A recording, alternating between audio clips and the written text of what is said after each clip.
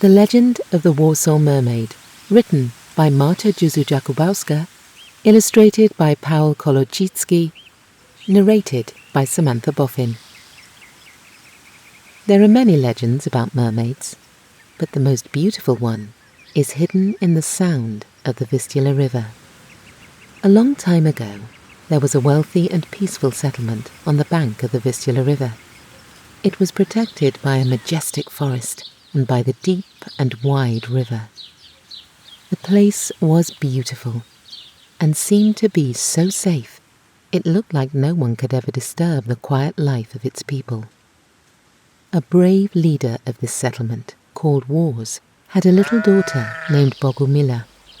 He raised her by himself because his wife died a long time ago when the girl was just a baby. Bogumila was a sweet and joyful girl. She loved to get up early in the morning to see fishing boats floating down the river. She enjoyed watching working blacksmiths and potters and stopping by the golden grain fields. When she saw the barges coming to the bank of the river, she quickly ran there. With delight in her green eyes, she looked at the ambers on the barges, which were exchanged for soft linen. When the sun was setting, she usually swam among the beautiful but wild reeds of the Vistula River. And she thought it would always be like that she would always be living happily and safely under the protection of her brave father. But suddenly, everything changed. One night, dark clouds covered the sky, and soon the windows of War's hut were lit up by powerful lightning. Bogumila could not sleep. Then she heard a loud knock at the door. Frightened, she ran to the window. A moment later, the hut was full of men asking Warsaw for help.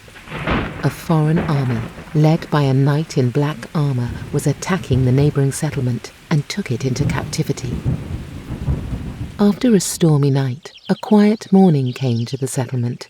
But Bogumila's heart was pounding loud. Her father and his warriors were standing, ready to go and help their neighbors. Warsaw hesitated for a moment. Then he took Bogumila's hand and led her under a branchy old oak tree. He dug out a wooden chest hidden there and lifted its heavy lid. Full of curiosity, Bogumila looked inside and saw a shiny sword and a shield lying at the bottom of the chest. The old oak tree's leaves started to rustle, and then she heard her father's words.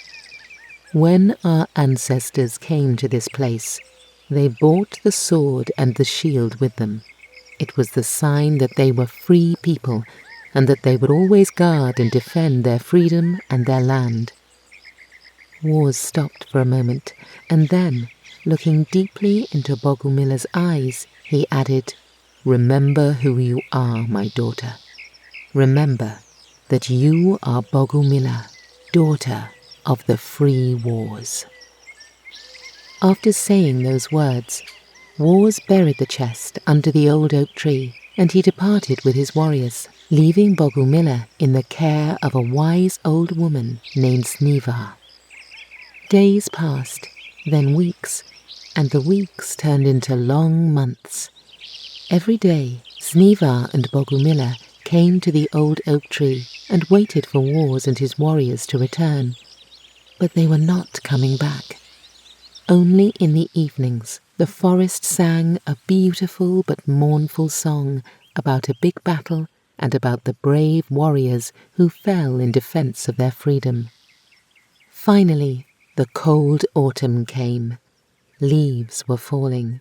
The wind roared between the huts, and heavy clouds covered the sky. Sniva and Bogumila stood under the old oak tree. "They're coming," Sniva whispered suddenly, and quickly hid the girl behind the tree. The foreign army, led by the Black Knight, was heading towards the settlement. Soon after, an image of a short battle passed before Bogumila's eyes. She saw the old men and young boys who took up their arms, and she heard women and children crying and screaming. When night came, Sniva put Bogumila to sleep. "If you want to live, you must forget your name, my girl. You must forget your father's name. You are my granddaughter now, and I will call you Reaper," she whispered, covering her.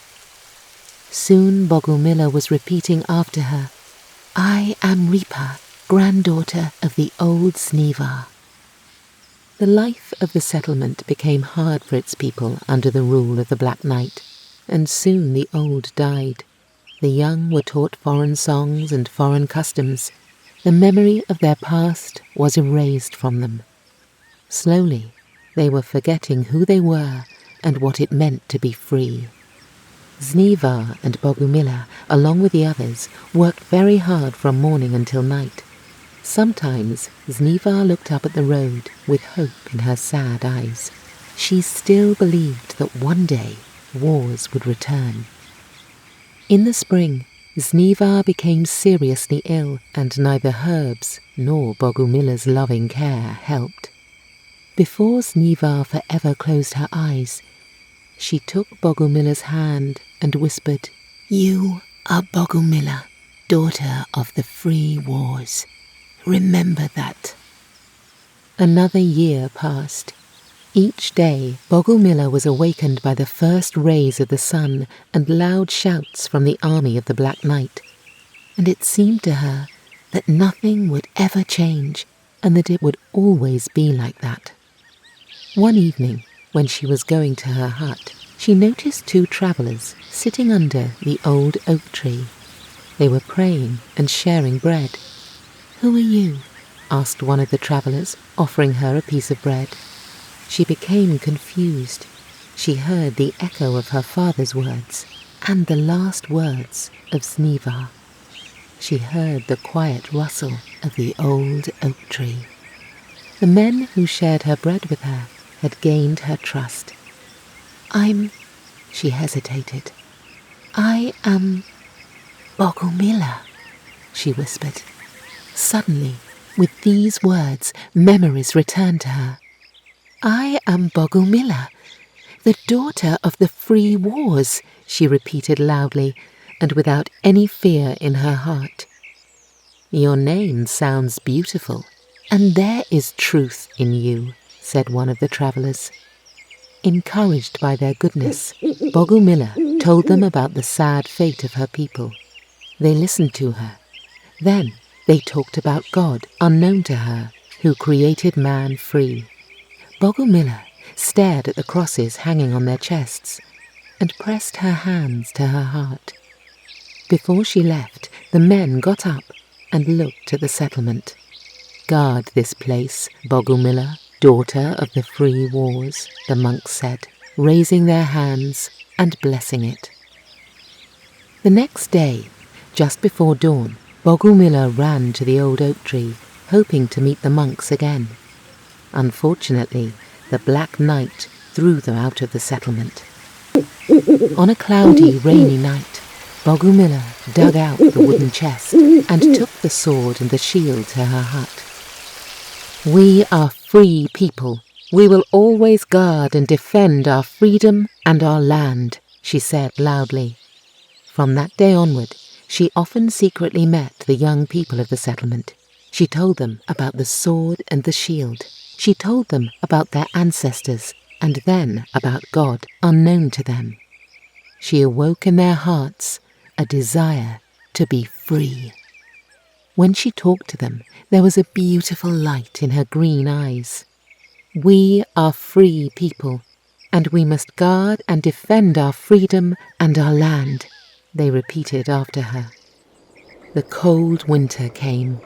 The Black Knight and his companions went for a hunt in the deep forest. Bogumila watched everything carefully and counted the leaving knights. In the middle of the night, she woke up the young warriors. The sword and the shield flashed in the moonlight. The young warriors disarmed the remaining knights and sent them away through the forest. When the Black Knight returned, at once he noticed armed guards, the defensive wall around the settlement, and Bogumila standing by War's hut, with the shield and the sword in her hands. "One day I'll come back here for you. One day you will die at my hands," he shouted with tremendous anger, raising his sword up, and then he disappeared with his knights through the snowy forest. Freedom and peace, as well as joy, returned to the settlement. Again Bogumila heard women singing and children laughing. In the morning she said goodbye to fishermen and hunters. She supervised their return. She welcomed barges coming to the shore, where soft linen was exchanged for tools and shiny amber. But suddenly, everything changed again. One summer morning, she heard a warning signal from one of the guards. She ran to the tower and saw a huge army led by the Black Knight coming towards the settlement. For 3 long days, Bogumila and her warriors fought back, but on the 4th day, she noticed that new troops had joined the Black Knight. Then she realized that the settlement was too weak to resist such a big attack. "Run fast into the deep forest. Hide the women and children there," she ordered her warriors. People were quickly escaping down a hidden path. However, the sound of the horses' hooves was closer and closer.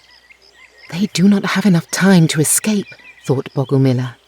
Suddenly, she understood that only she could rescue her people. Without any hesitation, she took the sword and the shield and stood by her father's hut. When she saw the Black Knight entering the gate, she started to run towards the river. The Black Knight, blinded by his hatred, followed her with his troops. Bogumila jumped into the river, and her heavy shield and sword slid into the water. She swam, fighting dangerous currents in the river, chased by the furious shouts of the Black Knight. Her heart was beating fast, and her blood was pounding in her veins, but with every breath she believed that she was closer to her freedom. She already heard the forest singing in her ears, and her feet were touching the soft moss covering the ground. She smelled the flowers of the green meadow. Then, when she was close to the middle of the river, she glanced at the right bank. To her surprise, another army was standing there, with arrows aiming straight at her heart. For a long time, Bogumila was swimming among the reeds of the river, trying to find shelter. She was chased by spears and arrows flying over her head. But slowly, she was becoming very tired. Suddenly, she was swept away by a strong whirlpool in the river. She fought it for a moment, and then she closed her eyes, certain it was all over. Then the forests started to hum. The waves rose high, and the strong wind began to blow. Golden scales encircled Bogumila's body. "Beautiful girl, with a pure heart, you will become my daughter," said the voice that was coming from the depths of the river. And in the same moment, Bogumila turned into a golden mermaid. When the Black Knight saw what happened, he became even more furious. He jumped into a boat, holding nets in his hands. The boat was sailing quickly, and soon the nets were cast over Bogumila's head. She looked up suddenly, feeling helpless and horrified. But then the sword flashed in her hand, and the shield glittered at her side. The river Vistula's waves handed over sunken weapons to her. With one strong movement of her hand, Bogumila cut the nets with the sword, and then disappeared into the blue waters of the river. The Black Knight, howling and screaming, waited one night, then another. Finally, he ordered his knights to burn the settlement down and leave. A few days later, people returned to their settlement, but they found only a smouldering fire in its place. For a long time, They looked for Bogumila among the ruins. Then, with their broken hearts, they sat down on the bank of the river, feeling lonely and abandoned. Suddenly, a light and a melody called to them. The golden mermaid was swimming along the river and singing beautifully. And in the mermaid's song, they heard the words that Bogumila once said to them. We are free people, and we must defend and guard our freedom and our land. They looked at the mermaid and then recognized Bogumila. From this moment, they knew that Bogumila and her spirit would stay with them forever. Soon after, they rebuilt their settlement, turning it into a fortified place. A mermaid was placed in its coat of arms, and they called this settlement Warsaw. There are many legends about mermaids, but the most beautiful one is hidden in the sound of the Vistula River.